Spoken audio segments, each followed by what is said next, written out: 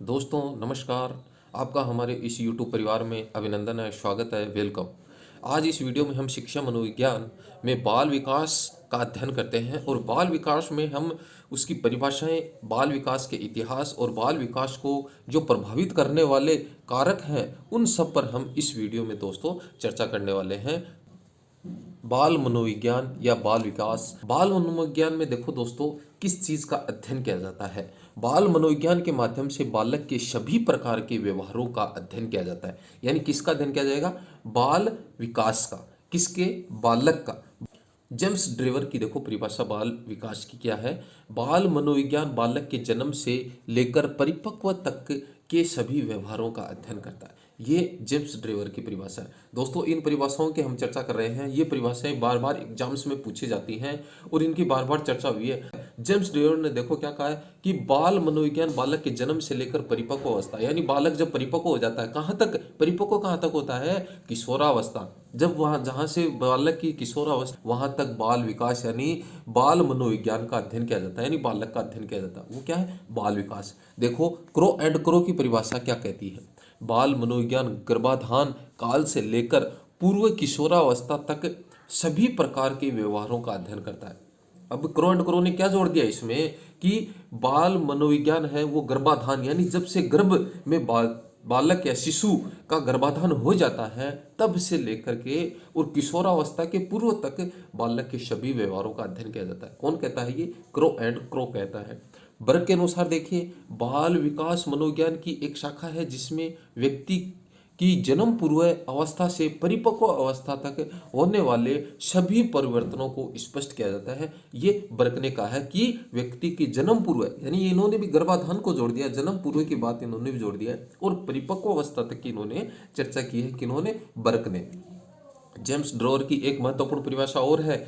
विकास प्राणी में होने वाला प्रगतिशील परिवर्तन है जो निश्चित रूप से किसी लक्ष्य की ओर लगातार निर्देशित होता रहता है। ये बाल विकास की परिभाषा इन मनोवैज्ञानिकों ने दी है जो एग्जाम्स में बार बार इनकी चर्चा की जाती है। और बाल विकास क्या है?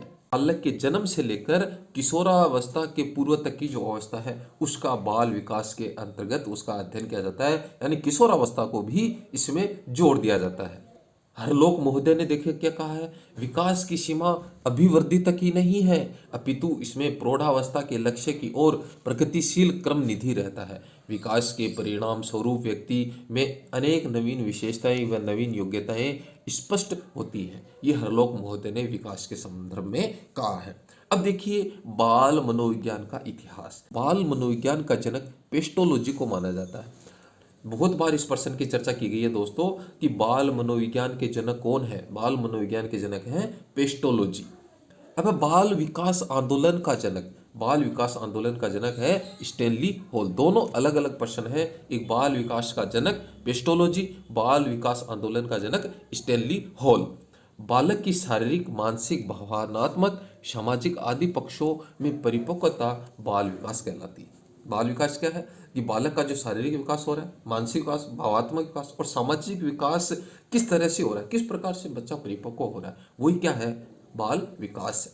देखिए प्लेटो ने, जो प्लेटो का काल है 427 ईस्वी पूर्व से 344 ईस्वी पूर्व, ने अपनी पुस्तक रिपब्लिक, जो इनकी महत्वपूर्ण पुस्तक है, में इस तथ्य को स्वीकार किया कि बाल्यावस्था के प्रशिक्षण का प्रभाव बालक के बाद की व्यावसायिक दक्षताओं पर और समायोजन पर पड़ता है। देखिए इसमें क्या कहा गया है। प्लेटो क्या मानता है कि बाल्यावस्था में अगर बच्चे को बाल्यावस्था में किसी प्रकार का प्रशिक्षण, किसी प्रकार का ज्ञान, किसी प्रकार का दिगम हमने दे दिया तो बालक जब बाद की जो उसकी अवस्थाएं आती हैं, बालक जब परिपक्व होता है तो उसमें वो दक्षताएं हमें देखने को मिलती हैं। कब? जब बालक बाल्यकाल में हमें उसने उस बच्चे को सिखाया है। बाल विकास का वैज्ञानिक अध्ययन 18वीं शताब्दी में 1774 ईस्वी यानी पेस्टोलॉजी ने किया। ये भी महत्वपूर्ण प्रश्न है और बार बार एग्जाम्स में इसकी चर्चा की जाती है। यानी बाल मनोविज्ञान के जनक हैं और इन्होंने बाल विकास का वैज्ञानिक अध्ययन भी किया है। दोनों चीजें हमें ध्यान में रखनी है। लेकिन जब आंदोलन की चर्चा की जाती है, बाल विकास आंदोलन के जनक, तब हमें स्टैनली हॉल का नाम याद रखना है। पेस्टोलॉजी ने जो बाल मनोविज्ञान का जो वैज्ञानिक अध्ययन किया वो अपने स्वयं की 3.5 वर्षीय पुत्र की बेबी बायोग्राफी पर आधारित था।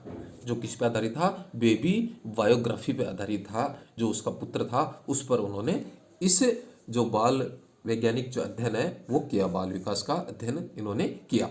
जर्मनी के चिकित्सक डॉक्टर टाइडमैन ने भी 1784 ईस्वी में अपने ही बच्चे के मानसिक एवं शारीरिक विकास का निरीक्षण कर एक विवरण उन्होंने प्रस्तुत किया था। 19वीं शताब्दी में 1893 ईस्वी में अमेरिका में बाल अध्ययन आंदोलन की शुरुआत हुई थी। इस प्रश्न की भी एग्जाम्स में बार बार चर्चा हुई है कि बाल अध्ययन आंदोलन की शुरुआत कहाँ से हुई, कब हुई। तो बाल विकास आंदोलन की जो शुरुआत है 19वीं शताब्दी में 1893 अमेरिका से होती है। इस आंदोलन के जो जनक है स्टैनली हॉल है। इसके हम ऊपर चर्चा कर चुके हैं कि बाल विकास आंदोलन के जनक कौन है, जन्मदाता कौन है, स्टैनली हॉल है। इन्होंने ही बाल अध्ययन यानी किन्होंने, स्टैनली हॉल ने चाइल्ड स्टडी सोसाइटी एवं बाल वेलफेयर संगठन जैसे संस्थाओं का गठन कर बाल विकास संबंधी अध्ययनों का प्रयोग इन्होंने किया। प्रथम बाल सुधार गृह की स्थापना अमेरिका के न्यूयॉर्क शहर में 1887 ईस्वी में की जाती है। भारत में बाल अध्ययन की जो शुरुआत है वो 1930 में ताराबाई मोडेक जो नामक मनोवैज्ञानिक हुए हैं, उन्होंने 1930 ईस्वी में भारत में बाल अध्ययन की शुरुआत की है। बार बार इस प्रश्न की भी चर्चा एग्जाम्स में की जा चुकी है। बाल विकास को प्रभावित करने वाले कारक यानी बालक के विकास को कौन कौन से कारक हैं प्रभावित करते हैं। दोस्तों इस प्रश्न की भी बार बार चर्चा एग्जाम्स में हुई है।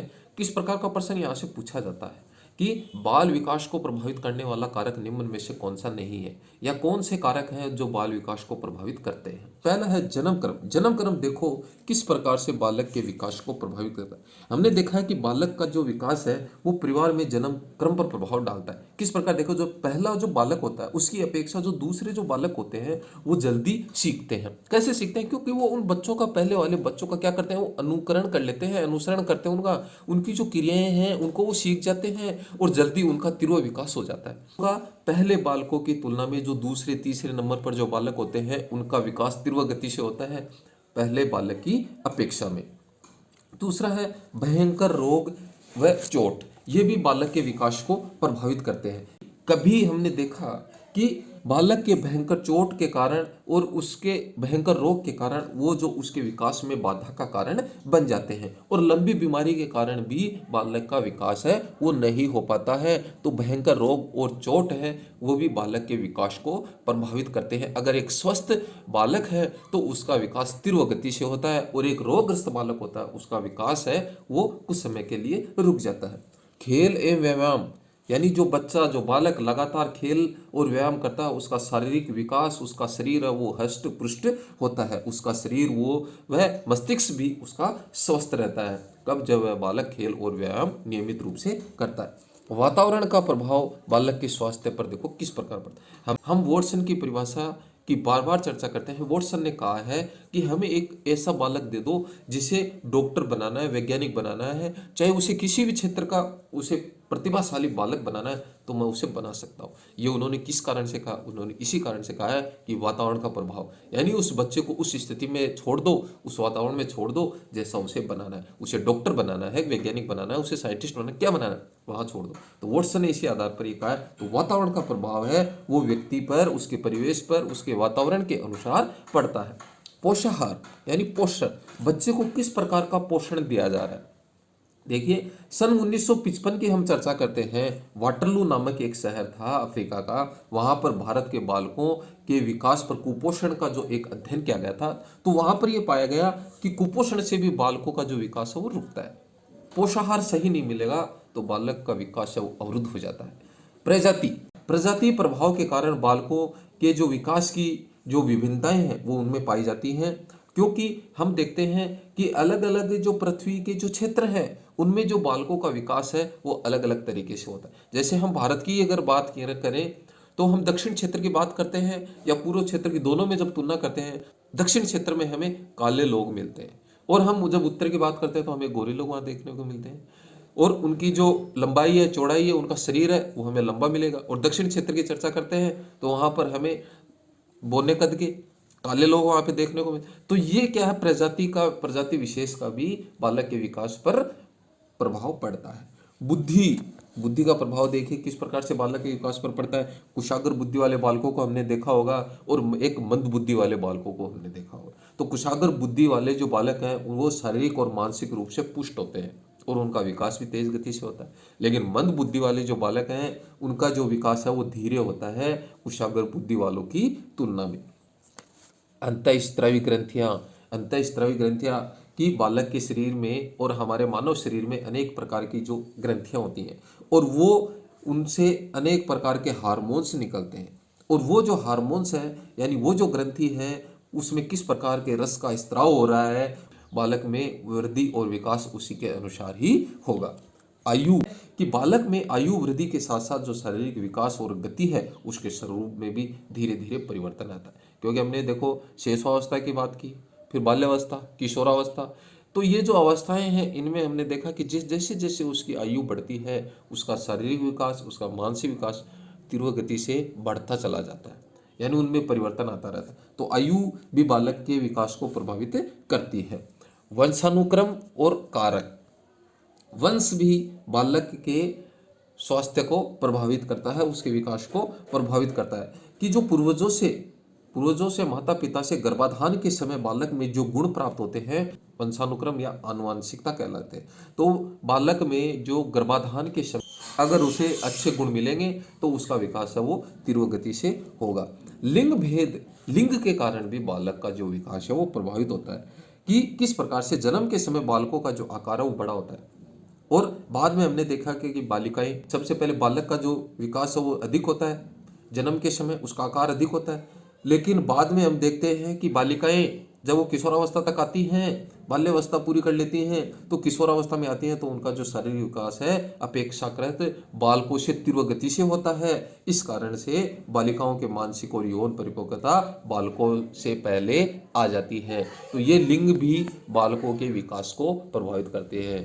दोस्तों, आप अभी तक भी हमारे YouTube परिवार का हिस्सा नहीं बने हैं तो प्लीज़ हमारे चैनल को सब्सक्राइब करके बेल आइकन को प्रेस करके आप हमारे YouTube परिवार का हिस्सा बने।